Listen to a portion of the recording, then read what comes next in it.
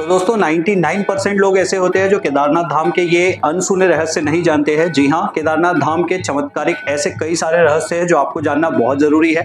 तो अगर आप भी 2026 में बाबा केदारनाथ की यात्रा करने के लिए जा रहे हैं तो इन बातों को ध्यान में रखें और इसी के साथ में 5 ऐसी जरूरी बातें जो आपको पता होनी चाहिए वो इस वीडियो में हम जानेंगे। तो चलिए शुरू करते हैं। जय श्री केदार, हर हर महादेव।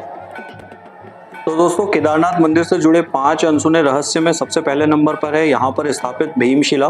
2013 में जो भयंकर आपदा आई थी उसमें पूरा क्षेत्र तबाह हो गया था, लेकिन मंदिर के पीछे अचानक से एक बहुत बड़ी विशाल चट्टान आकर रुक गई जिसे भीमशिला कहा जाता है। और ऐसी मान्यता है कि इसी चट्टान के कारण मंदिर के ढांचे को कुछ भी नुकसान नहीं हुआ था और जो केदारनाथ मंदिर है वो जैसा कि वैसा वहाँ पर आज भी स्थित है। दूसरा, पांडवों द्वारा इस मंदिर का निर्माण कराया गया। कहा जाता है कि महाभारत काल में पांडवों ने अपने पापों का प्रायश्चित करने के लिए इस मंदिर का निर्माण कराया था। भगवान शिव की तपस्या की थी और उसी समय पर भगवान शिव का यहाँ पर स्वयंभू शिवलिंग विराजमान हुआ। तीसरी रोचक जानकारी, साल के 6 महीने यह मंदिर बंद रहता है और 6 महीने यह मंदिर खुला रहता है।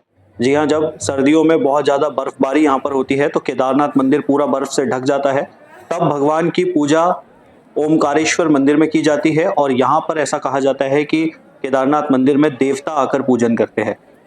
चौथी जो सबसे रोचक जानकारी है वो ये है कि इस मंदिर की जो वास्तुकला है वो बहुत ही अद्भुत है। हजारों साल पुराना यह मंदिर बिना सीमेंट के बना हुआ है, जो कि केवल पत्थरों से बना है और इतनी ऊंचाई पर स्थित होने के बावजूद भी आज तक इसकी मजबूती को कुछ भी नहीं हुआ है। वैज्ञानिक भी इसकी निर्माण तकनीक को लेकर पूरी तरह से नहीं समझ पाए हैं। पांचवी और अंतिम रोचक जानकारी जो मैं आपको बताना चाहूँगा वो ये है कि यहाँ पर भगवान शिव के हम्प यानी कि कुबड़ की पूजा होती है। केदारनाथ में भगवान शिव के शरीर के कुबड़ की पूजा होती है। मान्यता है कि जब भगवान शिव को प्रसन्न करने के लिए पांडव तपस्या कर रहे थे, अपने पाप का प्रायश्चित करने के लिए केदारनाथ में जाकर जब तपस्या करने लगे तो भगवान शिव उनको दर्शन न देने के लिए बैल का रूप धारण कर लिए थे, लेकिन पांडवों ने भगवान शिव को बैल के रूप में पहचान लिया और उसके बाद भगवान शिव उसी बैल के कुबड़ के रूप में केदारनाथ में स्थापित हो गए। तो इस प्रकार से केदारनाथ में भगवान शिव की स्थापना हुई। भारत के 12 ज्योतिर्लिंग में केदारनाथ का जो ज्योतिर्लिंग है वो 11वें नंबर पर आता है। भगवान शिव के 12 ज्योतिर्लिंग में केदारनाथ एक अद्भुत ज्योतिर्लिंग के रूप में पूजा जाता है और भारत ही नहीं पूरे विश्व से यहाँ पर बहुत भारी संख्या में शिव भक्त पहुंचकर भगवान केदारेश्वर महादेव की पूजा आराधना करते हैं। यह स्थान एक बहुत ही अद्भुत और बहुत ही शांत वातावरण वाला स्थान है। यहाँ पर पहुंचकर पूजन करने का जो महत्व है वो अनोखा और अद्भुत होता है। केदारनाथ की 16 किलोमीटर की ट्रैक की चढ़ाई करने के बाद जब आप मंदिर के दर्शन करते हैं तो आपको ऐसा लगता है मानो आप स्वर्ग में आ गए हो। एक बहुत ही अद्भुत अनुभूति आपको यहाँ पर पहुँचने के बाद होती है।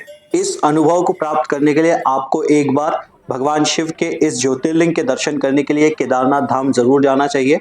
और अगर आप जाते हैं तो आपको यहाँ पर ऐसे कई सारे आश्चर्यचकित करने वाले नज़ारे और रहस्य देखने के लिए और सुनने के लिए मिलेंगे। जय श्री केदार, हर हर महादेव। ऐसी ही जानकारी के लिए मेरे इस यूट्यूब चैनल के साथ जुड़े रहे, लाइक शेयर और सब्सक्राइब जरूर करें। आगे भी मैं आपको इसी प्रकार से केदारनाथ से जुड़ी हुई कई सारी जानकारी देते रहूँगा। तो मिलते हैं अगले वीडियो में। जय श्री महाकाल, जय श्री केदार।